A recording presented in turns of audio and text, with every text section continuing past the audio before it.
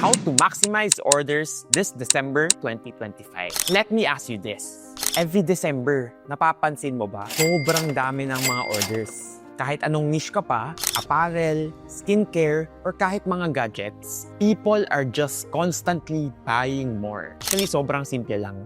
Maraming pera ang mga tao. That's why they buy more. Meron na tayong 13 months, may mga bonuses pa at may mga Christmas gift pa. So ang resulta, lahat gusto gumastos, lahat gusto bumili. Pero this is the thing that I notice every single year. Sobrang daming sellers na marami ang benta. Pero not all the sellers are getting the maximum potential of the season. So for example, currently you're getting 100 orders. Tuwing December, nakaka-150 ka. Pero this is the truth that a lot of sellers don't know. You can get so much more, even 300, even 500. So in this video, I'm going to help you reach that next level this December. And another thing, bakit sobrang importante ma-maximize ang sales this December? Simply, how your December goes will dictate the trend of your next year. Let's say, ang average sales mo per month is 1 million. If you are gonna implement and do the right strategies, you can go as high as 2 million and even 3 million. And as a result, kahit bumaba pa yung sales mo ng 30 or 40% ng January, which is expected, you'll still be ahead. You'll still be doing 1.3 to 1.4 million, which is higher than your usual average of 1 million. So habang lahat ng sellers ay nagrereklamo na mababa ang sales nila, You are getting a higher average monthly orders. And that is the magic of getting your December right. So now that alam mo na ang importance of getting your December right, let's talk about how you are going to do it in a way na hindi ka nagsasayang ng profit sa ads. Kasi this is the reality of December. Hindi mo kailangan gumastos ng mas malaki para kumita ng mas malaki. You just have to be smart about how you approach this season. Now, let's talk about the biggest mistake ng mga sellers tuwing December. Ang laging iniisip ng mga sellers, more ad spend is equals to more sales. pero ang hindi nila alam, December is quite frankly the most expensive month to run ads. Lahat ng sellers sa Shopee and sa TikTok, sabay-sabay naglalaban for ad space. Yung mga clicks, sobrang mahal. Yung mga CPM, sobrang taas. And suddenly, unti-unti na hindi mo napapansin, yung profit mo sana ng December, napupunta lang sa ad spend. Akala mo, tumataas yung sales. Pero kapag tiningnan mo yung net profit, halos wala nang natitira. Kaya ngayon, I'm going to give you a mindset shift. December is not the month to spend more. December is the month to extract more from what you already have. Yes, ang goal mo ay hindi gumastos, but rather, pataasin ang ginagastos ng customer mo sa store mo. Instead of nag-focus ka pa pataasin ang traffic, you should instead focus on the 3 real drivers of profit, which is number 1, conversion rate, number 2, average order value, and number 3, retention. Meaning, kailangan mo munang ayusin ang experience ng existing visitors mo.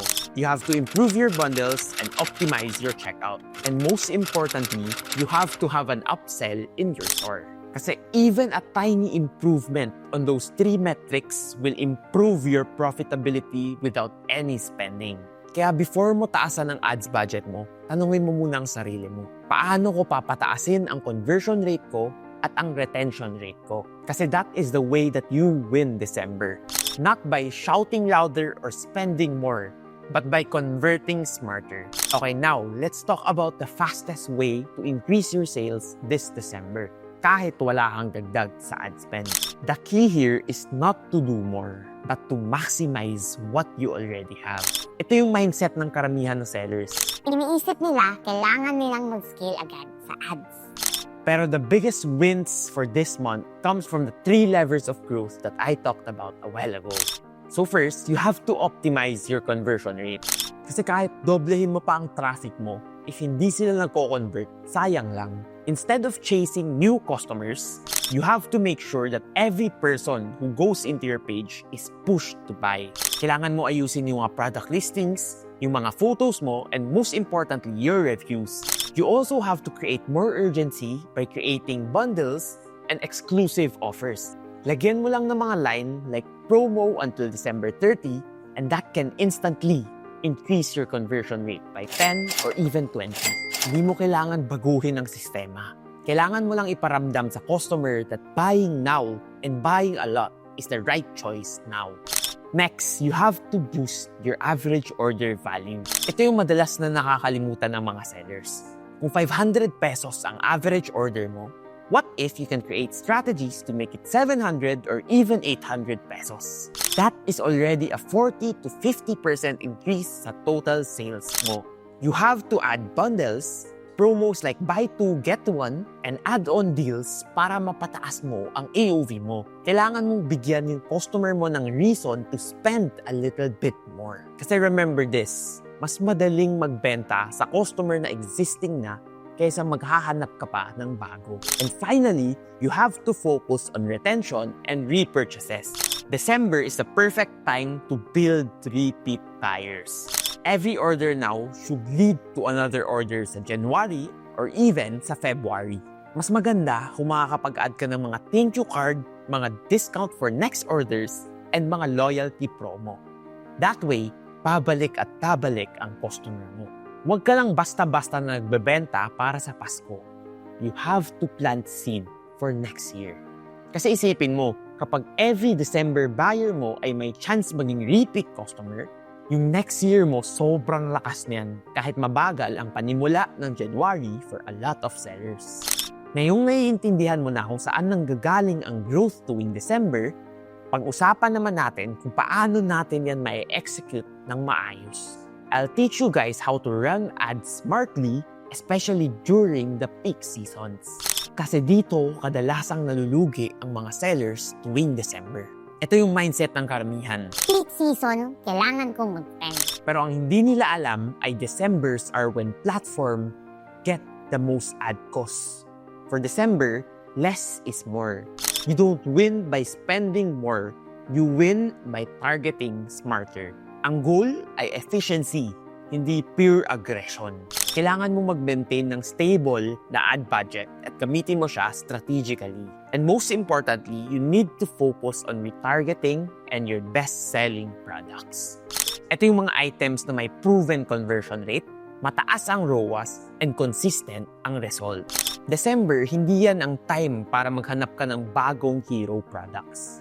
You have to focus on what is already working. Next, you have to let your affiliates do the scaling for you. Sila yung magdadala ng content at visibility habang ikaw ay nakafocus sa profit. And the way to do this is you have to encourage your affiliates.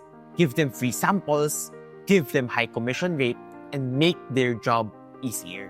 By improving your affiliate network, tataas din ang resulta na nakukuha mo from your ads.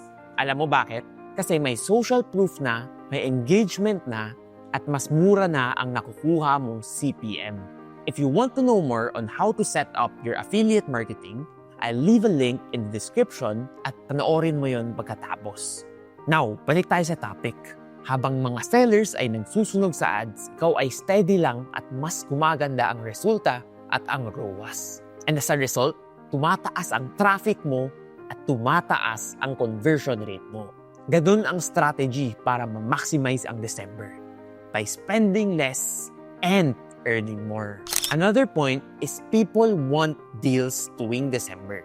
And this is the perfect time para ibigay mo yan sa kanila. Pero of course, dapat may logic behind every discount and every promo na binibigay mo. Kasi dito rin madalas nasisira ang profit ng mga sellers. December is not about giving away discounts, but it's about using it strategically to get more orders and higher AOV. For example, pwede mong gamitin ang vouchers to increase the cart size. Hindi mo binabawasan ang profit mo. Pinapataas mo lang ang order value. That is the way to create smart discounting. You can also create and give vouchers to repeat and new buyers. Yung mga bumabalik, you have to give them something small like 10 pesos off or 20 pesos off. That is the way to make them keep coming back and buying more. Hindi mo binabawasan ang profit mo. Pinapataas mo lang ang order value mo. And that is the right way to create smart discounting. And if you want to know more on how to properly set up discounts and vouchers, may video din tayo dyan. So be sure to check that out as well. Next, kailangan mong sumali ng best prices in Shopee. Ito yung isa sa pinaka-underrated hack. Kasi ang makikita ng customer mo is a 30 to 40% discount. Pero in reality, bumaba lang ng piso or 2 piso ang presyo mo. Shopee takes care of the visibility boost and you get a boost in conversion rate. So again, huwag ka basta-basta nagbibigay ng discount. Every voucher, every promo, dapat may clear na objective ka at clear na plano. Kasi if nagagawa mo ito ng maayos, you get a 30 to 40% increase sa AOV mo without spending anything on ads. Now, let's talk about how you can use December to set the momentum for 2026. Kasi kung tama ang execution mo ngayon, kahit na January na or February na, it will still outperform your usual average month. And here's the thing, December isn't just about short-term sales. It's about momentum. Ito ang iniisip ng mga sellers. December is the end of the year. Pero yung mga matatalinong seller, the top 1%, ginagamit nila yung opportunity para mapalipad ang sales nila sa next year. Ito yung pinakamagandang month para mag-build ng visibility, momentum, and most importantly, reviews. The more data and followers that you gather now, the easier your ads and organic traffic will convert next year. So instead of nagre-reset ka sa January, you have to build continuity.